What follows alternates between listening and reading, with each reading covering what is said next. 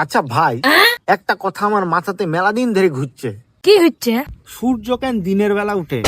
যে জায়গাতে সবচেয়ে দরকার রাতের বেলা, ওই জায়গাতে না উঠি দিনের বেলা কেন উঠে সূর্য? আরে ভাই, তুই তো সূর্য লি পড়ে আছে, তা আমি তো আরেকটা ভাবি।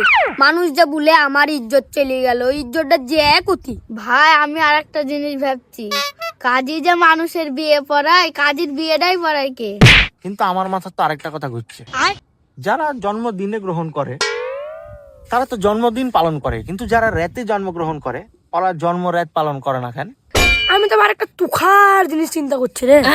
এই যে মানুষ জাঙ্গিয়া কিনে বিভিন্ন রঙের বিভিন্ন দামের, কত দাম দিয়ে, তো ওটি তো তলে পড়ে, তো সব রং লাভ কি আর, কেউ তো দেখতে পায় না। আরে ভাই, আমি তো আরেকটা কথা ভাবছি, লাইট যে এত রঙের হয়, লাল নীল সবুজ হলুদ, কিন্তু কালো কালারের লাইট হয় না কেন?